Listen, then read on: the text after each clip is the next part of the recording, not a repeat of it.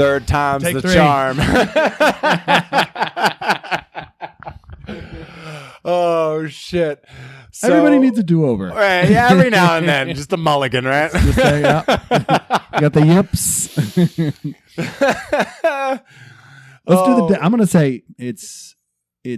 What is it? A Thursday or is it a Friday? It's a Friday. It is Friday, July 18th. 2:30 p.m. The year of our Lord. We're in the studio. We're at Love the Shack. the Love Shack studio. Uh-huh. Bro Barn studio. Yeah, Love Shack. Happy 40th birthday, Lizzo.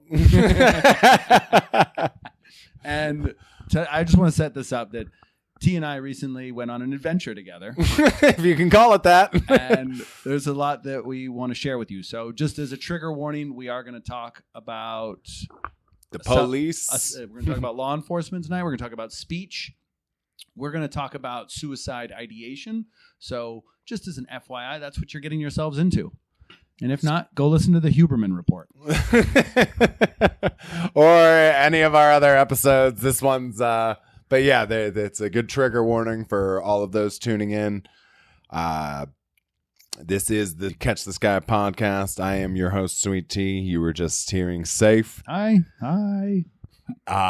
We're available on all the platforms, Spotify, Apple, YouTube, Facebook, everywhere. Be sure to like, comment, subscribe, help keep this shit show trucking along. Yeah. I created a second Instagram account just so I could follow dumb shit. Right? Right, we're creating our own bot accounts to follow ourselves. And we encourage you to do the same. No. Right. But no, I think it was in our last episode. We might have briefly mentioned that there was a run-in with the fuzz recently. The fuzz is a slang word for law enforcement. Recently, yeah. And You're assuming that people are listening to us? I'm hoping, right? I'm hoping, or at least letting them know that there's some continuity to this shit. But contextually, we did tease this. We did, yes. So yeah, whether you listened or not, yes. we did hint that we would bring this story to light. Yes. And this is that moment now. Tell them the story, T. So July 7th, 11 days ago, I am on Buckeye Road, West Buckeye Road, Drive, Avenue. I don't know what the fuck it is. Mm-hmm. Western, I don't know, 51st Phoenix Avenue. Valley. Yeah. So I'm about to get onto the 202 North, head up towards the 10, head home. So there's 2 lanes and there's a state trooper in the other lane. Not thinking much of it at this point, but how can I forget by the conclusion of this story? So we enter the highway. The 2 lanes merge into one. They were behind me, but then they zoomed past right before it merges into one so that they're ahead of me. And I'm assuming they're going to fight crime. They then, as we're entering the highway, they start to position themselves like behind me, almost like cutting people off, like in my definition, driving somewhat recklessly to now get behind me, which is where they started this story. So why the fuck did they race ahead of me to get behind? Nobody knows. Lights come on, so I'm like, oh, wonderful. This is just what I need after a week that I've had. And for context, I had spent the prior week staying up until ungodly hours of the night just for it to be cool enough for me to do some painting on my vehicle. So somebody had sideswiped me and taken off a side view mirror. I had to paint a new one, and I did some touch-ups in some other spots. And you got to wait until it's below 80, 85. 85. Right, before we're doing any painting. So long story short, I was running on fumes. You know, hadn't been eating great, and I'm just trying to get back into a sense of normalcy, and then this happens. I'm like, motherfucker. So, you know, they come over, and I'm like, hi, officer. You know, any idea why I pulled you over? Not really. Because I wasn't speeding. And they point out my windshield, which is allegedly tinted. And I was like, alrighty. Well, it's got a crack in it, so it's going to be getting fixed within probably the month, if that's okay. And they administer me a warning, a fix-it ticket, if you want to call it that says that the vehicle can't be operated over the course of the next 5 days, and it needs to be repaired within that time. And if I'm caught beyond that 5 days, I could be fined. So that part wasn't specified to me initially. They just told me, get it done in the next 5 days. You have to get it done. I'm like, 5 days? Like for a car repair, I'm like, that's not, in my mind, a reasonable amount of time to be able to get a hold of somebody, get estimates, all that stuff. And so I'm just, with everything that had already happened, I'm just like, oh my God. All right.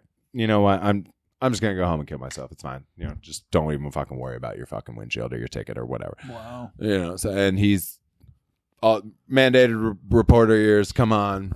He goes back to tell his training officer, because I come to find out that the officer I'm interacting with was a trainee.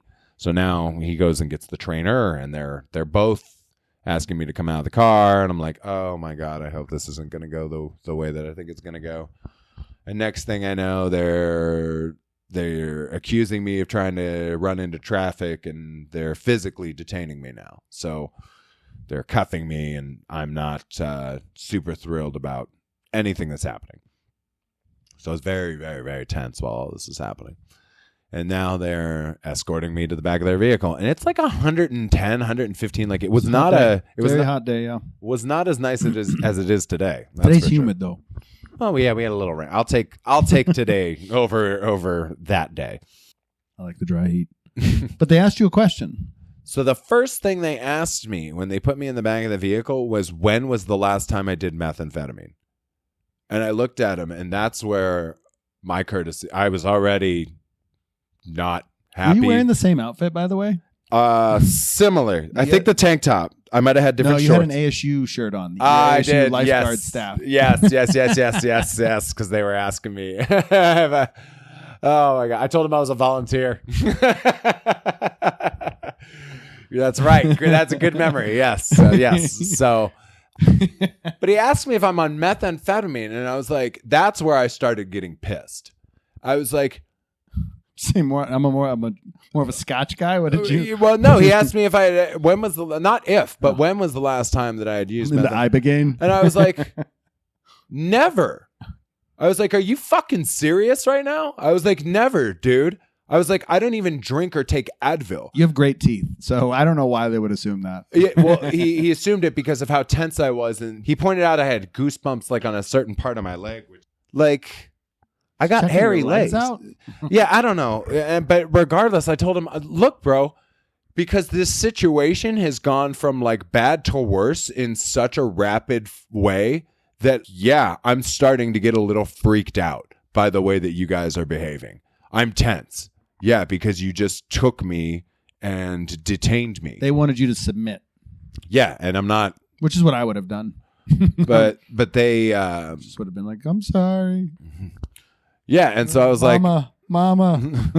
Right, so now they tell me that they're, it's at this point that they tell me that they cannot release me until I've been evaluated by a mental health professional at a facility, which means my car, which is, we were pulled over at a bus stop because that was the first real opening that I saw. It was a relatively industrial area. I probably could have driven down to a Circle K. I wasn't trying to piss them off, any further, because if I drive another mile down the road, what are they going to think? I'm trying to waste their time. But you'll discover over the course of this conversation that it was a waste of everybody's fucking time. And that probably would have been the better decision. So I'm now detained, and they tell me that they're going to take my car unless I can get somebody down here to take it somewhere. Phone a friend. Enter Saif. I get a call. I don't answer right away, but he calls a second time. I'm at Topgolf. I'm on the final round. And I knew you were there. I'd actually called you earlier. He was invited to Topgolf. I had invited you to lunch, but... Everybody's invited to Topgolf. But you declined because you were going to Topgolf. So I knew that you were available, in a sense, for something like this. And you were emotionally vulnerable, and you were like, please just help. and I need you to just make sure my car doesn't get towed. And based on the location, the area, and the feasibility of what I was going to have to pull off, I thought I would need a second driver. But in reality, I probably could have pulled up on the scene, found somewhere in the area, rough vicinity, to park my car and then go move T's car to a safe location so it doesn't get towed. And because I waffle on this, the officer ends the phone call with me abruptly and says, we're just going to tow it then. And then when I show up, the car's been towed. Mm-hmm. And they're like, do you want to talk to your friend? And they open the door. And there's T with his hands tied behind his back, handcuffed, with his ASU lifeguard shirt on. Cussing up a storm. Not having a good day. Cussing up a storm. Not happy. Do I look happy? Do I look like I'm having a good day? Do I look like I'm having a fucking good time? We're all trying to calm them down. Just be like, hey, just cooperate. They're trying to be cool. And I'm like, T's approach with the police is a little bit different than I would. I'm like, no, this is fucking bullshit. Like, I don't need to be here right now. This is fucking an overstep of authority, of everything. This is why these situations like these are why the people don't like the fucking police. Yeah. If you would have said we didn't land on Plymouth Rock landed on us, that would have been fantastic. But you did, and so they eventually closed the door on you, so we could talk about you. And they're like, "Why is he like that?" And I was like, "Oh, he's an old hockey player. He's got a couple concussions, but he's harmless. He doesn't mean any harm." And I tried to talk to him on the phone about this. I was like, "Look, officer, like I know this guy. If he mentions the suicide thing, it's just something he says. It's not something that we're supposed to take absolutely serious." But they're like, "No, we have to." And I was like, he's harmless, but still no. Right. And now we have a mental health specialist on the way. And they're like, maybe you can help out by going to the tow yard and seeing if you can get his car out that way or something and figure out something that way. You go fuck off. So I disappear. They give me a ticket that has your information on it. Uh-huh. They're calling you by your legal name, by the way, which I thought was hilarious. Oh, my God. Right. And I'm on my way to the tow yard just so I can be told that I need written authorization. It needs to be notarized. And they're telling you to fuck off. Everywhere you go, you're being told to fuck off. So I go fuck off, and I'm on my way home. And I'm like, well, I did all I could. I felt bad for you. Now my phone rings, and it's you. Uh-huh. And you're like, hey, can you come pick me up? I'm walking down Van Buren. They sent him on Van Buren like a hooker, and that's where the hookers used to be for people who don't know about Arizona. Van Buren's where with the prostitution action. So now you're just walking back Van Buren. I was like, what, did they just released you? Mm-hmm. All this fuss just so they could just let you go walking in 110 plus degrees? I didn't have my water bottle. You didn't? I had it. And so while Saif's fucking around at the tow yard, I'm still sitting there with these two officers waiting for the mental health professionals. And the idea is I'm going to be transferred to a facility and then have to wait for hours in a fucking concrete room and just for somebody to come talk to me and see if I'm okay. So while we're waiting for them to show up, I'm having a very interesting conversation with the officers because they went through my vehicle and I explicitly had told them I don't give them permission to or consent to search my vehicle or anything. And they're telling me, oh, well, they're just going to grab, my wallet, my keys, my water bottle, things like that, right? So we're having a conversation about free speech, yada, yada.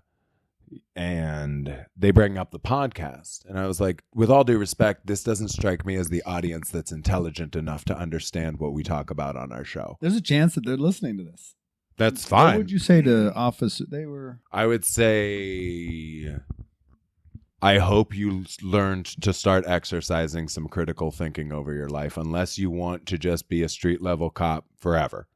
So during our time together, I also said, now I understand what they meant by all the smart cops get promoted.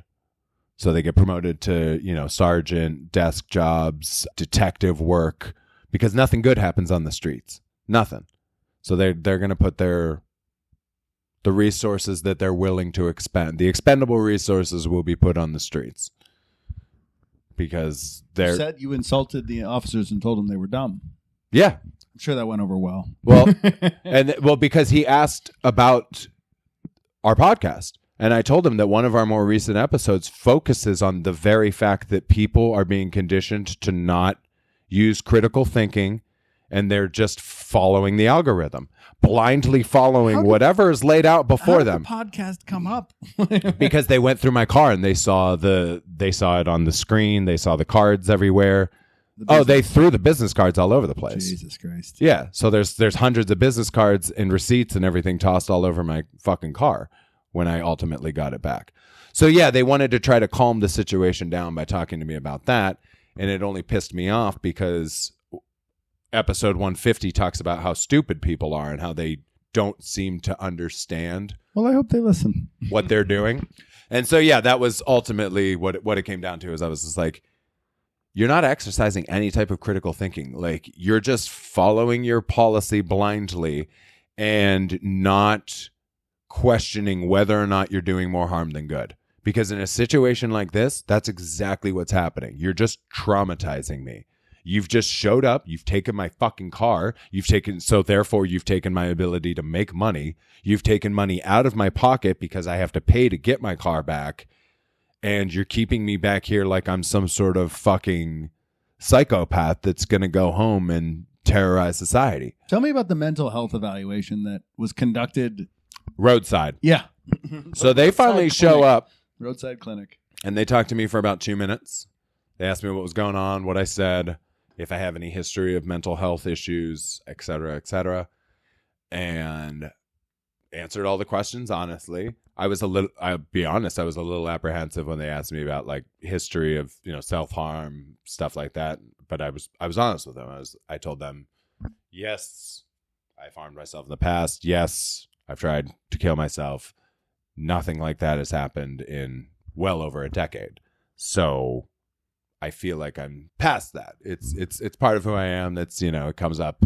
I'm not going to shy away from it, but it's not who I am right now. Right. Who was the person that? Oh, I don't know their names. They were from Solaris. That's all I know, the place that they worked at. Yeah, we didn't even talk long enough to get names or anything because after man, woman, 2 women, and after were they hot? They were outside as well in the 110 degrees, so they were actively sweating. No, I meant were they? I know what you meant. So they. So yeah, we'd been sitting there for close to 2 hours while all this other shit happened, waiting for them to arrive. And when they arrived, within 2 minutes, I was uncuffed. Yeah, that blows me away, by the way. And not charged with anything and released right onto the side of the road without my car. So what it boils down to is the police showed up, wrote me a fix-it ticket, detained me for 2 hours, and then took my car. And then just released me. No charges, no anything. And at that point, I called you back. I pick them up. And first thing, we go to the tow yard. Nobody's there. Yeah, that. We call them. They say, it's going to be 30 minutes, 45 minutes. Whatever. I say, you know what? Let's go to Circle K Tea. Let's go get a nice ice cold drink. Right? We go to the one on Lower Buckeye. It also happens to be like Circle K trucks are coming in and out. Mm-hmm. It's a bit run down. There's some street people. Some people living a rough life in and around. The bathroom doesn't even have soap. I tell the staff this. They don't give two shits. The fountain didn't have like any of the flavors. I think I think I tried like 3 or 4 before I finally settled on mug. Yeah. Root beer. I was like, all right. You got a 44 ounce. Yeah, just a big old root beer. No lid. Well, yeah. Who needs a plastic? I got a glass bottle in the case. That was like over on the wayside. Like it was just a Dr. Pepper cane sugar. Nice. Which, by the way, Coke announced that they're going to go fully cane sugar. Well, that's cool. Yeah, no more high fructose corn syrup. So nice. Thank you, RFK. And we enjoy our drink. We go back to the tow yard. Yeah, we went back and they weren't there. Still not there. We're like, okay. Fucking assholes. They tell you again it's going to be another 30 to 45 minutes. Yeah, they just keep give me the same spiel every single time. We're not willing to eat in that vicinity. We have had tacos there once before. We watched a guy like pass out once on like 35th and McDowell. Like taco. You were there with me that one time. The guy just came in. But either way, we found we were like, let's go thrifting. Yes. So there's a Goodwill off of 51st Forget exactly. And Van Buren. Well, I thought it was it 54? I thought it was a little higher up, a little closer. Was it like Roosevelt or something? We could look it up real quick and just. But yeah, point being, it was probably like 10 minutes away, but it was a Goodwill clearance center, which I don't think either of us had. Came right up. Did not even hesitate, by the way. And 51st and Van Buren. All right. 51st Avenue. I stand correct. Okay. Let me tell you, that is an experience.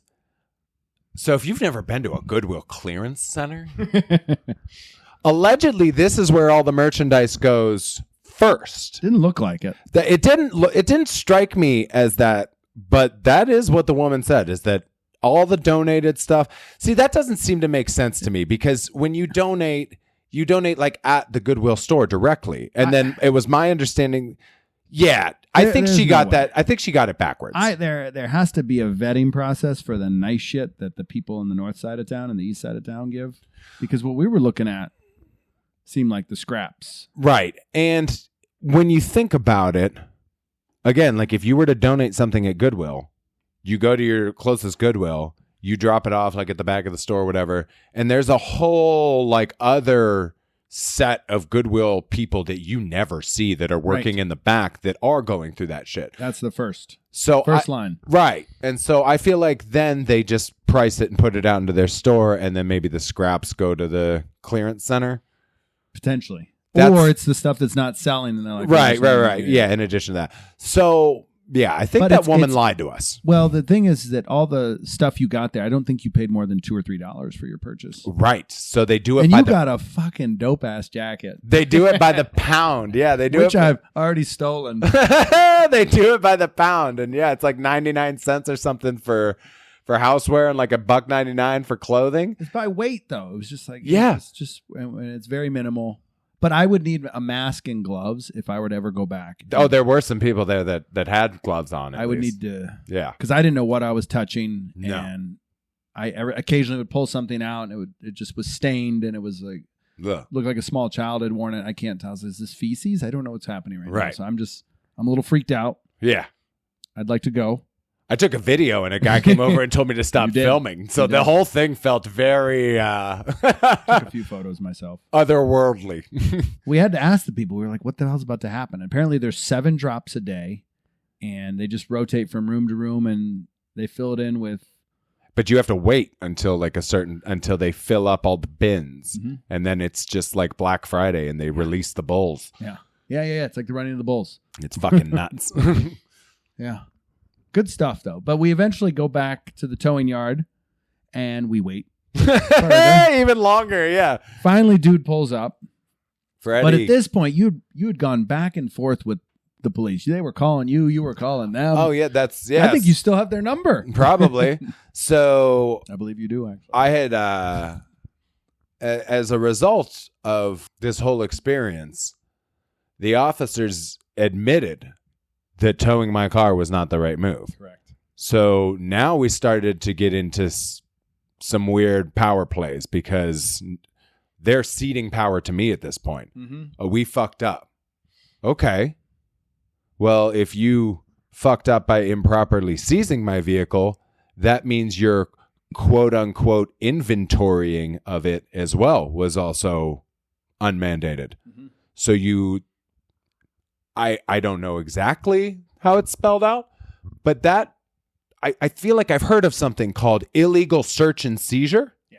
You're starting to venture into those waters. And when your sergeant or whoever at your department is willingly, and this quickly, like we said, this is only a matter of hours after the incident, saying, we've already talked to the tow company, they're going to forward the bill directly to us. I've never encountered such a procedure, or an expedited procedure, because initially they told me I was going to have to go through Arizona DPS and all this and everything to get my money back. Mm-hmm. But they said, no, we'll take care of it. That, to me, feels like we fucked up. We got to cover our ass so that we don't get sued.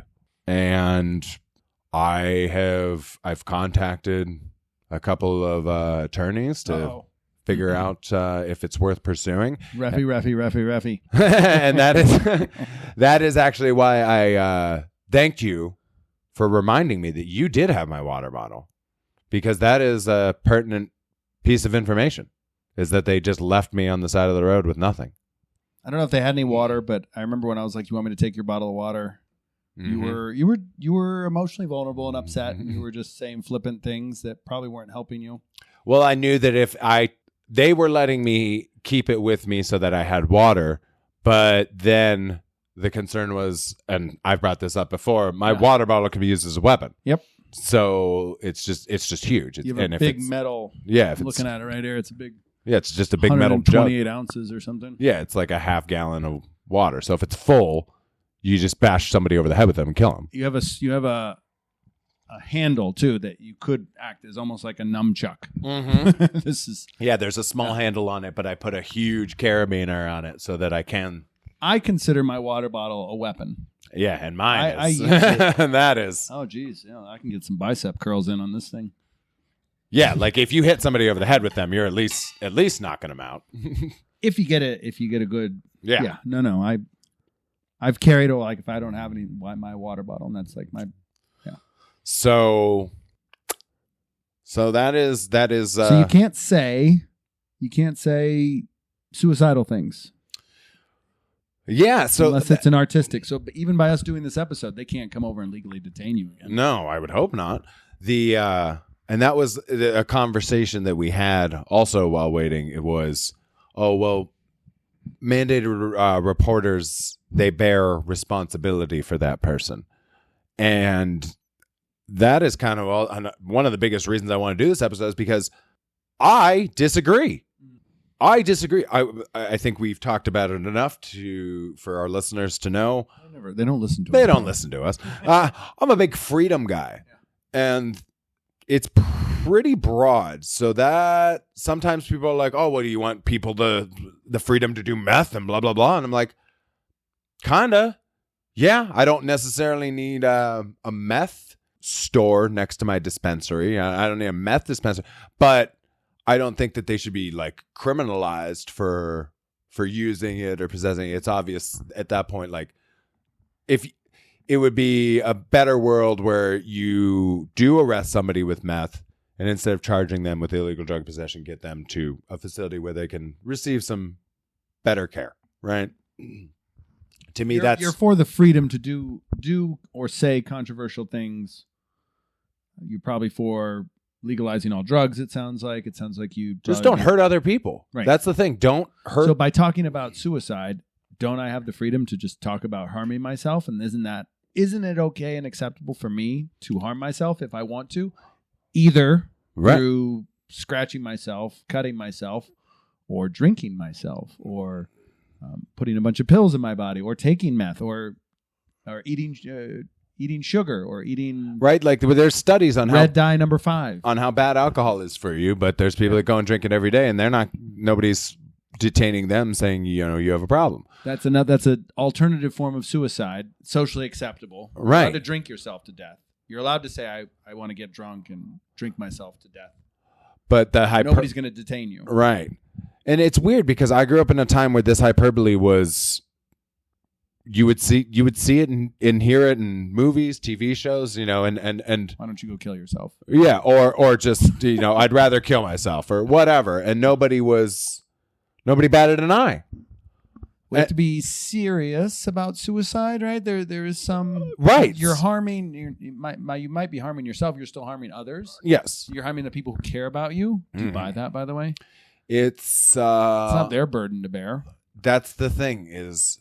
So it's always been, for me, it's never been about trying to hurt or take away anything or teach a lesson to the people around me that I feel like have ignored me or hurt me or anything like that. It's more, I realize that I'm the wild card, as we've mentioned in previous episodes. And through that, there's ups and downs, but I feel like the downs, I've caused myself so much pain and set myself back so much that it just doesn't seem like there's any way to be successful or be happy in this life. I feel like it's just always going to be miserable. And if you're living in a constant state of misery, it's like, well, nothing seems preferable to misery. Like if we're, what do they call them? Was it a litmus test? Or I strongly agree, kind of agree, neutral, kind of disagree, strongly disagree. Well, what's in the middle? Neutral, right? And to me, neutral is just not existing. It's just you're not really happy, you're not really sad, you're just blah. And if people are suffering and they're in that negative category, then getting to neutral and just feeling nothing and just ceasing to exist is an improvement, because what you're going through is hell.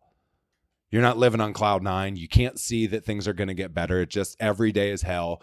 And not only is it hell for you, but then you bring that hell into your personal life and you're hurting those around you by constantly always being a downer. You're dragging everybody else down with you. And at least for me, this is again for me, I didn't want to do that to the people that I cared about. I'm like, all right, I'm not having a good time, but that's not their fault. They don't need to be dragged down by this. Just because I don't want to participate in this stupid game that we've set up for ourselves as a society doesn't mean that they need to suffer any of those consequences. So I was like, there will be pain with a loss. There's always pain with any loss, but they still have enough good years in front of them that they'll be able to rebound and enjoy their lives. Because the thought of me continuing to exist and continuing to drag them down decade after decade, that's it's terrible. Like, I don't want to do that to anybody, you know. And so the people that act on that, I think, are coming from that perspective more often than not. It's like, oh no, I'm gonna fucking show them, or they're gonna remember me when I'm gone. I mean, there are those people, and I consider them a little. They have manifestos. Yeah.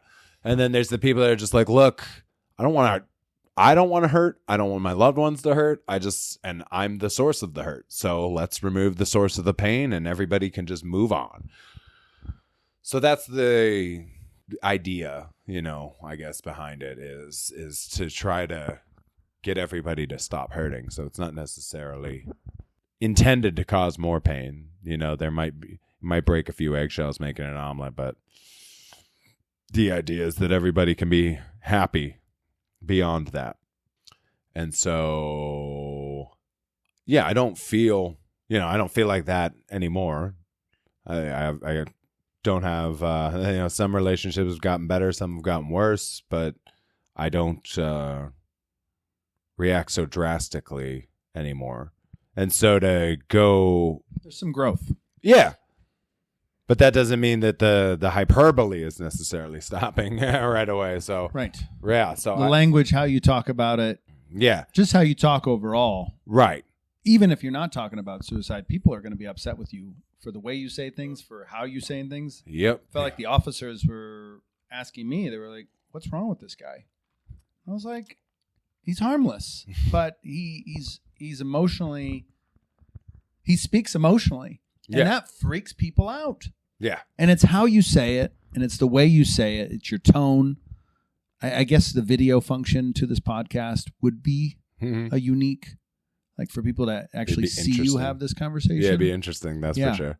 Well, because they can't see the smile on your face right now. But then some people are going to be like, oh, he's being devious. He's like the Joker or something. Yeah. From the Dark Knight, DC. And there's people that make the case that he is he's the hero of that movie. Yes. He brings down the mob. He burns all their money and resources. He puts the people into a moral dilemma to prove what they're made of. And they show that they are all in all good people. Yeah. So when you look at it from a certain point of view, he changed the world for the better. Yeah, again, broke a few eggs along the way. Yeah. But the idea is that Gotham is in a better place after.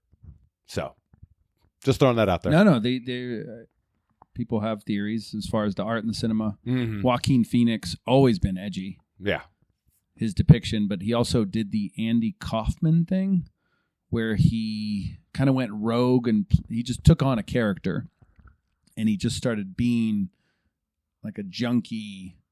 Oh yeah, when he was doing that thing, yeah. But he was just experimenting with us socially. Yeah.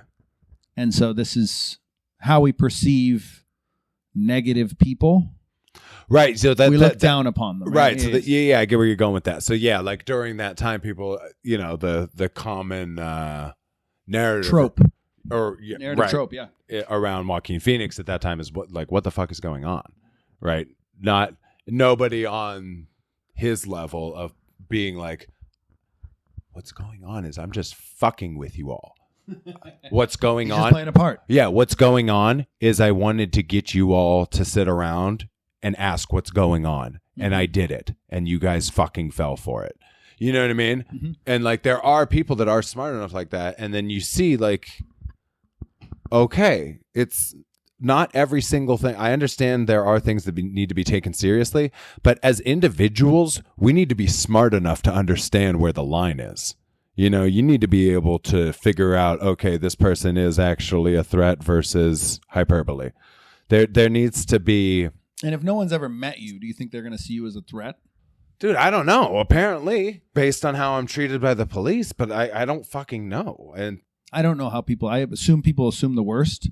Or at least a massage therapist told me this once. They saw my name on the list. They were like, oh, fuck, it's one of these guys. Yeah. And then as soon as I opened my mouth, that changed everything. So it's the way I talk. Yeah. Usually, and this has happened, I've been stopped overseas, traveling as an American, my passport, I get right. Involved in checkpoints, and they're like, nope, pull to the side. And, and I'm like, what's going on? And as soon as they're like, oh, wait, something's different. Right. Carry on, proceed. Right. And so I think my exterior, definitely the way I talk, definitely gets me. Well, you have a great voice. Shoot up a little higher on the list. You know what I mean? So, and it's not meant to be, I'm not trying to probe the, like how far I can take these fucking things. That's not what I want to do. To me, it's more demonstrative of how out of control everything else is getting.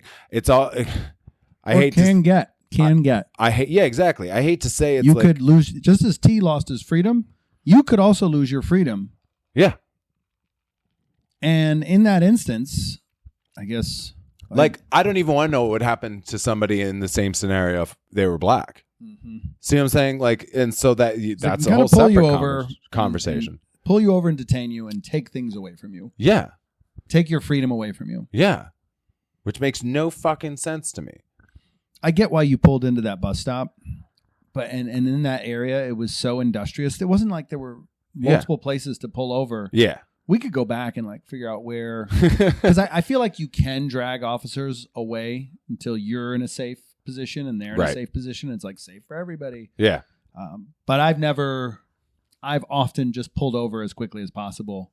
And I know I've been detained and I've been extorted in Utah. Yeah. I remember they made me pay a big cash settlement. They made me pay my ticket right out. It was in San Juan County. Yeah. And I found the record. I was able to go back and get the record because the girl I was seeing at the time, you told me, paid the other half. Our listeners don't know that. Yeah. But that was where my freedom but I was speeding. Yeah. So I have to fess up to this. Yeah.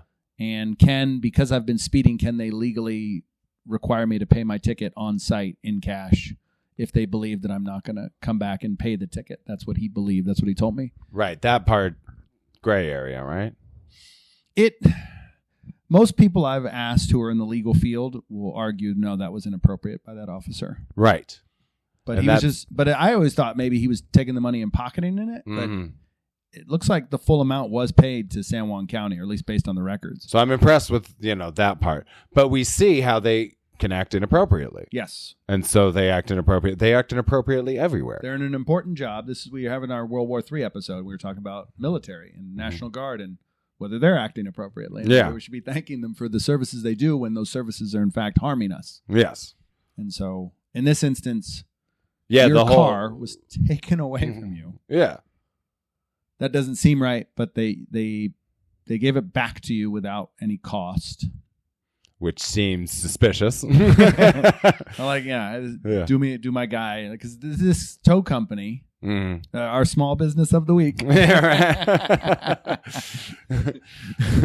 they felt like they were doing this a lot. That they get the response. They're working with ADOT, Arizona Department of Transportation, to deal with any. That's the tow truck who pulls up when called by police. Mm-hmm. And that's a system. Mm-hmm.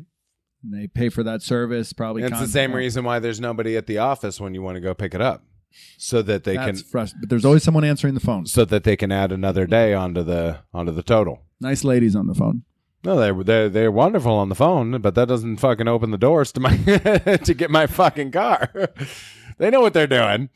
He eventually gets his car. He goes home and he gets to take care of his dogs, which is how you wanted that day to end. Because I remember you screaming that. You're like, I just want to go home. Just want to feed my dogs. That's it.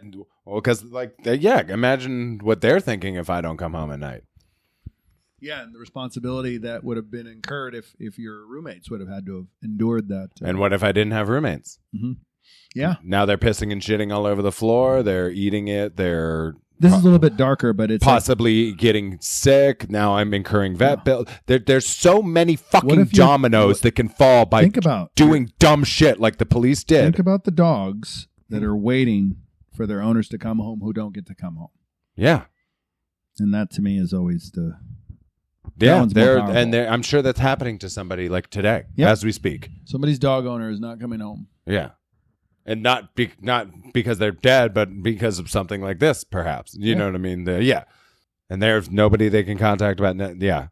They're so worried about everything else that, who's going to go check up on the dogs? Could be one of those instances. I'm just... Yeah. No, I got to stop myself. Okay. Well, it worked out in the end. But it came with, you probably lost a few years of your life, just like from the stress. Yeah. Like I imagine actively losing my hair in the back seat, shedding all your efforts. Yeah, I know, right? Yeah, everything's gone. No, it was an odd day, but I was like, oh, this is something we have to share with our listeners. So I just want to thank the listeners again. I know that we're not your cup of tea. I was just hanging out with my family in Seattle, and we put an episode on. We did an episode January 8th, 2021, after the January 6th Capitol attack, and you and I did an Buffalo Bill. Oh yeah, Buffalo Bill rides again, I think. So we're listening to that with my family in the cars. We're all filled in the back seat and everything, every seat spoken for, and it's just funny to hear my own family say, "Yeah, we don't listen to your podcast." Mm-hmm. It's funny, but then it's sad sometimes because I'm just like, so if you've made it this far, thank you. We do appreciate it. Yeah, thank you for listening. I know some people just do 10 or 15 minutes. They've told me this, yeah, and then which is fine. Out. Whatever. We're long form. Mm-hmm. Yeah, I've had that same experience where people in my immediate family have no idea. Not only that we do a podcast, but that we have so much content already just there available for free at a moment's notice whenever you want. Mm-hmm. And it's like, do you think that we just like shit this out? Like that it's just like this is a bodily function? Like, where's your podcast, motherfucker? And my sister said just respect for doing it, for continuing it. She said that about you. We were talking about you behind your back recently. Oh, okay. And just again, kudos just to you for continuing to put in the work. And what are you doing? What's your contribution to life? This is what Tia's doing. These are one of the many outlets that we've chosen based on how we understand our circumstances, our purpose in the world. Everybody talks about exactly. Everybody talks about how can I make a difference in the world? And what are you doing? Precisely. Yeah, exactly. What are you doing? Like, if you're listening to this, you're obviously not doing much. But yeah, this is from where I come from and where I'm at in life and everything else. This is what I feel like is the best thing that I can currently do, right? And it's funny because I have people that are like, oh, well, you're passionate about this, you're passionate about that. Like, why don't you try getting into politics? And I'm like, well, you want to know how I know you don't listen to the show? Is because we've discussed exactly why we don't get into it, is because I don't have enough money for all that. And no, we'll be part of the No Labels Party. They're making traction in Arizona. It's getting easier to gain ballot status, actually run for office. But I'm saying, but yeah, because this is a thing. Maybe. I'm nominating T to the No Labels Party. It would be because we're a little bit country, we're a little bit rock and roll, like. Yeah, but that has been the historical precedent, is that it's difficult to change the world from, your recliner, from your one seat. You have to be a part of a bigger coalition that you have less influence over, or you have to, do things this way or that way. It's hard to just be an individual and make it. And we've talked about this a few episodes in the past, and we're about right turns and people who take right turns or sit in the right lane and don't take right turns. There it is. People who sit in right turn lanes and don't actually make the right. They're going straight, but they want to be delayed further. Yeah. And we question their brain power. And honestly, I got to believe that everybody's just struggling with their own shit. How they act, they probably are thinking some of the same things you and I are thinking about, but they're not acting upon it or talking about it because they know there's consequences. Because as a society, we've reinforced that these things are inappropriate to talk about. And that's where I'm just like, nah, fuck that. And so we're trying to normalize this. And there's a part of me that's like, I wish we wouldn't curse so much. It's so uncouth, but we've cursed a lot in this episode. And for that, I apologize. But it's like, we're all actively working. It's just, there's a way we talk about things that's a little bit more crass than most people are used to. Yeah. And that's this generation. The older generation, they might have their style, but their style's it's going bye-bye. Like, everything is changing so rapidly. Mm-hmm. And we're watching it happen through social media, through tech, through artificial intelligence platforms, through just things are going to change even quicker. I don't know what to make of it, T, honestly. I'm always a little bit nervous. I know. I almost hit you in the chin. Oh, it did. But I appreciate the opportunity to at least have the conversations. Yeah, exactly. That's because I don't know what else to do. Right. And I know that the majority of society isn't. So at the very least, we can be in the minority that is. We are trying to do something. I'd rather be in the minority that's trying to do something than just continue to do nothing, right? Not even talk with my friends about it. If you're too scared to even talk with your friends about it, then I think the other side's already fucking won, I think about the Supreme Court case is Elanis versus the United States. And so talking about threats or saying harmful things both against people or against yourself. Oh, okay. And if you're allowed to do that. And I think if our listeners are interested, that's something they can go and digest and further. What was the ruling in that? How long ago? So the Supreme Court sided with Elanis that he is allowed to kind of make the threats or okay. That's the free speech component to this, right? And so I could read something I've read offline if it's helpful. Yeah. So they reversed his conviction. He was convicted. They did not definitively establish a clear subjective intent standard for true threats. Instead, the court held that the conviction required more than mere negligence standard. So the court found that negligence alone is not enough to support a criminal conviction under the specific statute. So they sided with him legally, but they couldn't come to anything definitive. Gotcha. This is a form of artistic expression by you saying, I'm just going to go kill myself. Is that artistic expression? Right. No, it's like... And can you be held or detained as a result? Well, I guess we could put this under the negligence statute. Are you being negligent by saying these words, these phrases, these things, and then can you be held to account for that? Right. And at least the Supreme Court, if we're going to compare this, and they're safe again talking about apples and oranges. Yeah. Well, it's relative. Right. And if you were under that standard, do you have the right to say negligent things? Right. In the form of expression? And mandatory reporting is a form of tyranny, that it's that by holding people against their will, that the state or doesn't have the power to do that, to exert that. It's that part. It's for, because I've always been taught one thing in my life: you only have control over you. You only control your life, right? And so I should be able to say fucking whatever I want with my life. There are countries, I believe the United Kingdom just took steps towards legalizing assisted suicide. Oh. So, like, there are countries that are doing this as a form of, like, it should be quote unquote health care. Right. Right. So you're having people professionals, again, these are the quote unquote mental health professionals, being like, oh, Terry, that does make sense. You know,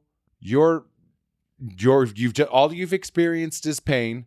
All you're causing is pain. And instead of going and being a criminal and like taking it out on the world and murdering and robbing and raping and pillaging or anything like that, you'd rather just remove yourself from the equation because you want to know what? You're going to die anyway. So, so you're just being real about it. Right. And they're agreeing. Now you have the professionals agreeing, okay, yeah, that does make sense. Go, like, we'll even help you so that it's not so messy, dramatic, and painful for those that you leave behind. And it's legal. But here, the pinnacle of freedom, I can't even say that I'm going to hurt myself. I was watching this documentary on the Supreme Court. We talked about the Warren Court.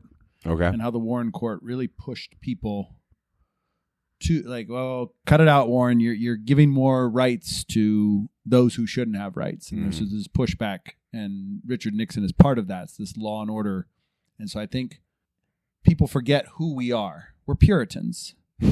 We're very conservative in this regard. Mm-hmm. Like we're for freedom to a degree. Right? We don't really have a history of it, especially if you're indigenous, black, a woman, whatever. Right. Definitely, yes. If you're not gay, especially right now, if you're not anything beyond gay, it's open season. Yeah. But that's the constant pushback, is that at the end of the day, your neighbors, whether you like it or not, don't want you to have that true freedom. And they will take it away. And then this goes back to the conversation we had on the fucking World War III episode is, well, if you are going to take away your neighbor's freedom, what makes you think that yours isn't getting taken away next? You know what I mean? It makes no sense. It's like ensured self-destruction. It's their freedom based on their religious preference, or right. You know, they're saying that people are not going to church anymore, but we're still at 70% believe rate. So majority of people in this country still believe. And so suicide, again, they've managed to rope these arguments in. Not that anybody's reading biblical books or old books. And I'm sure we could look that up real quick and just see if suicide is in fact a sin or whatever. And does that even matter? But suicide apparently is a big taboo. People don't like to talk about it. Yeah. I'm glad we got to talk about it. Yeah. Probably go a little bit more. Like I feel like we could be a suicide podcast. Yeah, at least help people that have gone through that experience or feel like that's where they're at. I'm not, I should be living proof that isn't necessarily the best way to go. I understand why anybody that might be listening or going through something like this feels that way. But I mean, you can use me as the example. I'm not wealthy, super famous or whatever, but you're listening to this right now, so perhaps that's for a reason.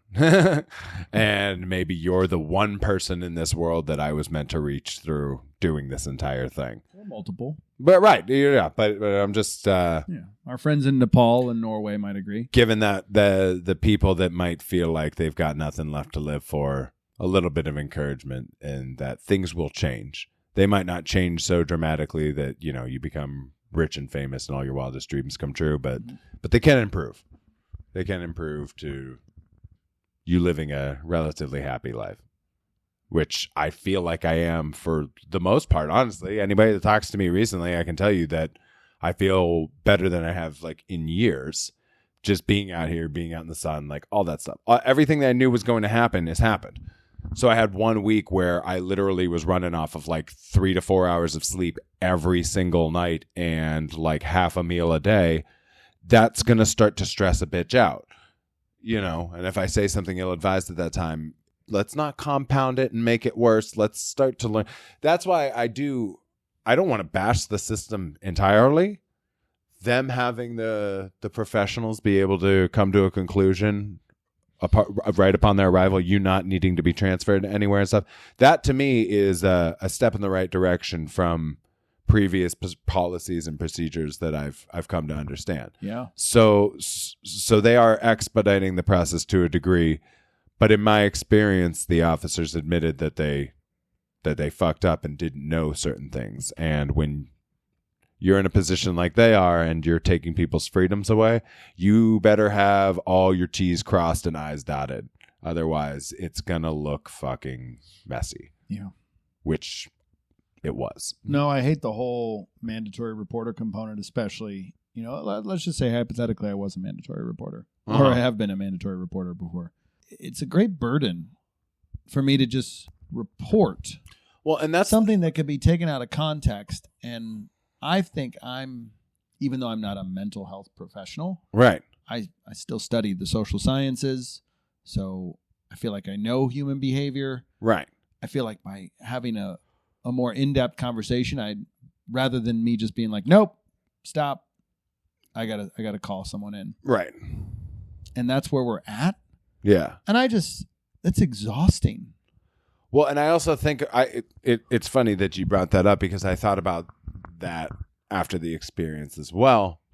It's not just police that are mandated reporters. There's teachers, there's nurses, there's all sorts of people. And if I had said this in front of one of them, would they have cuffed me?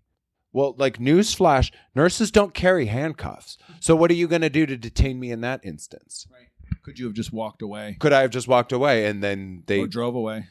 So from what I understand is they will then get in touch with the police to detain you. And that's like, is that the right way to go about this whole thing? So this is if we're reforming police are now should be equipped to have someone with them. This is what I've said from the start of George Floyd, basically, in the whole defund the police thing. It doesn't need to just be take money away from the police. It's let's start implementing common sense practices. Instead of having every car or every unit with 2 officers, have more units out there that have an officer and a mental health professional, and dog officers, right? So that you these units can be more easily deployed, and certain situations they can more adequately de-escalate.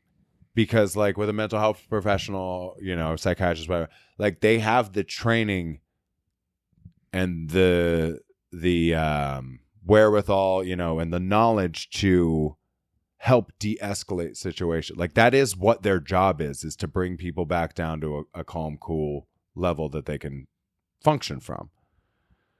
And that's not cops' job at all. And they see so much shit that a lot of them are traumatized too, so that they react poorly. They react in emotional ways. Well, it also requires you to submit. As I said, if I were in your situation, I would have submitted and gone limp. Yeah. In an effort to de-escalate, I would have just neutralized myself and just made my emotions go void. Yeah. And just be like, okay, whatever you guys want. And that's how I was. That's how I was encouraged to interact with law enforcement. Right. You kind of show them your hands. You try to make them feel safe as well. Mm-hmm. And that's probably a good way. Well, at least in my instance, I'm darker in skin color than you are. Yeah. So for our listeners who don't know, I've had multiple interactions with law enforcement, but because I grew up watching the Fresh Prince of Bel-Air episode where Carlton and Will get pulled over. Yeah. And Carlton has a whole system, whereas Will kind of interacts differently. And it's funny, but it gets into this question about police profiling or how to interact with an officer, right, which came up during George Floyd as far as what black parents have to tell their children about how to interact with law enforcement. Yeah. So I kind of abided to some of those rules. So I had learned early on that you make them feel as safe as possible. Mm-hmm. And so I try not to argue. I have argued with police officers. I have won arguments with police officers. And I tell you what, it felt pretty damn good to like shout over an officer. Yeah. And just kind of tell him to keep his mouth, silenced or stay out of it. I think in this instance, it was an argument between us and management at a bowling alley. Yeah. I told him to fuck off. Yeah. I've had interactions in court where but it never it doesn't seem like it was going to benefit me because I think the system is built on this compliance and respect component. Yes. And if I'm adhering to that, I felt like they were much more willing to give me better preferential treatment. Mm-hmm. And so I've been riding with that. Like once you're in the power structure, and they are part of the power structure, if you're part of that, they're more lenient and more favorable to you. And so I'd rather not fight that and not argue with them and just be like, hey, what can I do to comply? And I've always felt that's just the best way to go. And it's kind of the whole honey versus vinegar. And I like vinegar. Don't get me wrong. I start my day with a teaspoon of vinegar. Yeah, I'm just not... You should do it with honey and cinnamon and turmeric and I don't boiling water, and it's very good. And lemon juice. It's a good tonic for your liver. I don't comply as easily with that because to me a lot of it comes off more as bootlicking. Like you said, the whole thing is established on that. That's what they want. They want you to fucking lick their taint. And I'm like, no, nobody's licking my taint. So why do you get yours licked every day? No, that's not how that works. If you want your taint licked, you send somebody over to lick mine. But you do like your taint licked. That's not the point. You tell us, listeners. You vote. To you.